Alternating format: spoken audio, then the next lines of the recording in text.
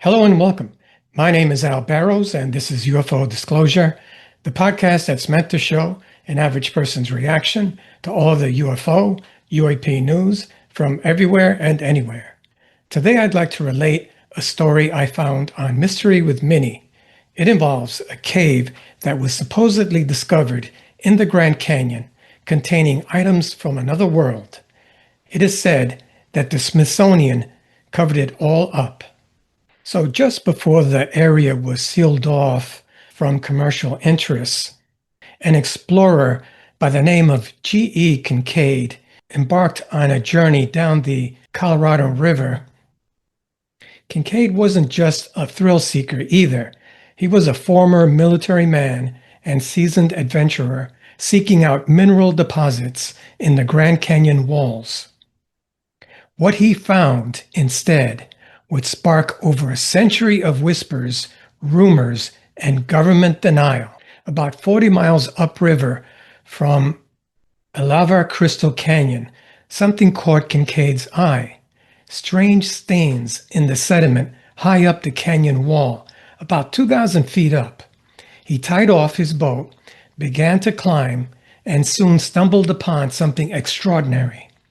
Hidden under desert brush were steps, hundreds of them, carved into the sandstone. The steps wound up to a high ledge leading to the mouth of a dark cavern. The entrance was clearly man-made. Inside, the air was cool, dry, and silent. As Kincaid switched on his lantern and stepped inside, the light flickered, revealing carvings, not Native American petroglyphs, but hieroglyphs, Egyptian hieroglyphs. He went deeper. The tunnel extended far beyond what he could see. Chisel marks lined the walls, straight, deliberate, cuts made by tools, not nature. The deeper he went, the more the chamber widened out into a complex. Oval-shaped doors led to side rooms, some as large as modern living rooms. Others stretched 30 to 40 feet wide. Each room was carved with geometric precision and ventilated with hollow spaces that ran between chambers. The architecture rivaled the precision of Roman engineering. Kincaid was now certain this was no fluke of geology. This was a city buried deep in the Grand Canyon. He documented what he saw: granaries lined with glazed pottery, many still filled with seeds, cooking areas, a massive dining hall. In one chamber, he found metal working tools, ancient implements made of copper, not just hammered, but hardened, something modern chemists had long struggled to reproduce. Then he found the crypt. The chamber opened into rows of niches carved into the slanted walls, each holding a mummy, dozens of them, some wrapped in bark cloth, others sealed in clay. At the foot of each rested copper cups and broken swords. There were no women, no children, only men. Warriors, perhaps. The higher niches held more ornate urns, suggesting a hierarchy or perhaps a timeline of occupation. Kincaid knew he had uncovered something that didn't belong to any known chapter of American history. He sent his notes and a handful of artifacts to the Smithsonian Institute and requested help. What he got was more than he could have imagined. Weeks later, Professor S.A. Jordan arrived with a team of 40 men, archaeologists, linguists, engineers, and laborers. As they lit up the cave system and surveyed the network, a clear picture emerged. The layout wasn't random. Tunnels converged into a central axis, a citadel. At the heart of it stood a massive idol, cross-legged, holding lotus flowers in each hand. To some, it resembled Buddha. Others thought it hinted at something older, perhaps from Tibet or a culture lost to history. That team came up with the name for that site, the Citadel. As Professor Jordan and his team expanded their exploration, the cave began to yield even more bewildering artifacts. Intricately carved statues lined several halls. Beings with feline faces, humanoid bodies, and elongated skulls. In other chambers, golden tablets etched with unfamiliar symbols were carefully removed and packed away for study. There were tiny figurines resembling animals not native to North America, elephants, crocodiles, and even what looked like a kangaroo. Perhaps most stunning were the texts, stone slabs covered in scripts, some even contained pictographic writings, never before catalogued. The implications were staggering. How could such ancient Eastern scripts appear in the heart of the American Southwest? The deeper the team went, the stranger things became. One room appeared to be a type of celestial observatory, slits carved in the ceiling, aligned with specific constellations, visible only during the equinoxes. Stone discs tracked lunar cycles, while markings on the walls detailed what appeared to be planetary movements, accurate down to the retrograde motion of Mars. By now, word of the discovery had made it back east. An article was published in the Arizona Gazette on April the 5th, 1909, detailing Kincaid's find. It described the vast underground city, the artifacts, the mummies, and linked it all to ancient Egypt and Tibet. The article suggested the Smithsonian Institute had verified the find and was preparing a detailed report. But then nothing happened. No report, no press release, no follow-up article. The Smithsonian denied any involvement. No records of Professor S.A. Jordan or G.E. Kincaid could be found in their archives.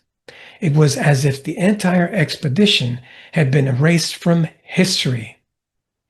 Many believe the cover-up began immediately. Kincaid's report was buried. The article vanished from most libraries. The tourists were soon restricted from entering vast portions of the Grand Canyon. Certain areas, especially around 94-Mile Creek and Trinity Canyon, were declared off-limits. The reason given, dangerous terrain. But rumors circulated that the government had cordoned off these zones to protect the entrance to the underground complex. Conspiracy theorists allege that the U.S. government, working in tandem with academic institutions, actively suppresses discoveries that don't align with accepted history. And Kincaid's cave, with its Egyptian, Hindu, and possibly even Sumerian connections, certainly falls into that category. Years passed, the story faded into obscurity. Yet from time to time, strange reports surface, hikers claiming to see large black helicopters circling remote areas of the canyon, locals speaking of strange humming noises near cliff walls. Some even swore they saw sealed metal doors embedded in rock faces. In the early 2000s, a new wave of researchers reignited the search. One of them was Jerry Wills, a modern-day adventurer with his wife Kathy. He dedicated years to finding Kincaid's hidden city. Using maps, tribal stories, and old photographs, the Willises pinpointed a remote section of the canyon they believed was the entrance. They hiked for days, dodging patrols and enduring punishing terrain. When they finally reached the site, they were stunned to find a sheer cliff wall that looked artificial. Anomalous readings from EMF meters indicated that it was unnatural. But they weren't alone. Jerry claimed they were watched the entire time. Shadowy figures on high ridges, unmarked aircraft overhead seemed to follow their every move. So, fearful of being arrested or worse, they left. Days later, when they returned with cameras, the area was sealed and warnings were issued. Strong ones. If the entrance to a buried city had truly been found in the Grand Canyon, then the U.S. government, perhaps even global powers, had every reason to keep it secret. The Willises weren't the only ones to encounter resistance. Over the decades, numerous hikers, researchers, and independent explorers reported being followed, blocked, or outright threatened when venturing into the forbidden zones of the canyon. Some were intercepted by park rangers. Others described encounters with men in military uniforms who offered no identification. There are certain zones that are off limits in the Grand Canyon with really odd names like Isis Temple, Tower of Set, and Ra's Throne. These are real locations on modern Grand Canyon maps. Their names, of course, hint at a connection to ancient Egyptian mythology. It could be argued that it's not just a coincidence. It could be a hidden message or a breadcrumb trail. Could the Grand Canyon have once been home to an ancient outpost or even a lost civilization? Some even point to the Hopi legends, which tell of antediluvian people emerging from underground cities. The Zori and Paiute tribes speak of lizard people and star beings who once lived in vast caverns beneath the earth. These oral traditions, passed down for centuries, describe sacred spaces within the canyon that should never be disturbed. David Hatcher Childress, a prolific author on alternative archaeology, believes the cave system aligns with tales from ancient India and Sumer. He's cataloged stories of Vimanas, flying machines mentioned in Sanskrit texts that were stored in underground hangars. Other researchers believe Kincaid's discovery could be evidence of a transoceanic civilization that perhaps thousands of years before Columbus or even the Mayans. Explorers from Egypt, India, or Leora crossed oceanic knowledge around the world. If true, it would mean history as we know it is incomplete, possibly even fabricated. But why suppress it?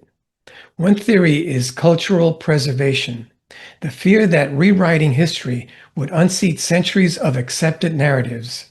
Another is control. If knowledge of ancient technologies or advanced pre-human civilizations were to surface, modern institutions, political, religious, and academic, could lose their credibility and authority. Yet, some whisper of a third reason: power. What if something lies beneath the Grand Canyon? Something more than just ruins. Some believe the cave contains ancient knowledge, possibly energy technology, zero-point systems, or weaponry left behind by a forgotten race from another planet. Others go further, suggesting the citadel was never abandoned, that even now, behind sealed doors and camouflaged hangars, scientists and military engineers are studying devices recovered from beneath the earth. This isn't just speculation. Former Navy officers and Park Service workers have anonymously reported underground activity, sensors embedded in canyon walls, and sounds of drilling far from any construction zones. Satellite images of the restricted zones are low resolution. Attempts to fly drones near them fail, and GPS malfunctions. Compasses also just spin. It's as if the canyon itself is hiding something actively. And every inquiry into G.E. Kincaid seems to hit the same dead end. He never existed. But how could that be? The 1909 Arizona Gazette clearly names him. It describes the discovery in vivid detail. It even claims that the Smithsonian dispatched a team. Yet today, the Smithsonian insists no such expedition ever took place. No Kincaid, no Jordan, no artifacts, and yet whispers persist in conspiracy circles. You can't visit the supposed cave. The area is closed off by the federal government. It's declared hazardous. No trails lead there. No maps detail its approach. And if you try to get close, you'll be stopped, not by a park ranger with a smile, but by armed security, sometimes dressed in unmarked black uniforms. Who are they guarding against? The Grand Canyon has long been a point of interest for more than just archaeologists. In the 1990s, satellite scans revealed strange anomalies beneath the canyon floor, geometric voids where only solid rock should be.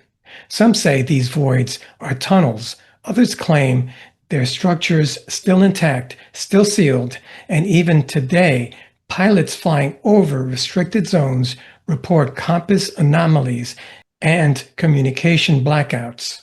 Electronic devices also malfunction. Something in those areas interferes with technology. But if that's true, why seal the canyon?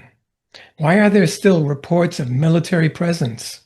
Why do modern explorers who approach the supposed cave describe intimidation and surveillance?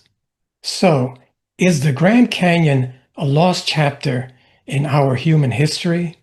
An era some would rather keep secret? Are they hiding a lost civilization or extraterrestrial visitors from our remote past? My name is Al Barrows. This has been UFO Disclosure. Please remember to like, share, and subscribe. Thanks.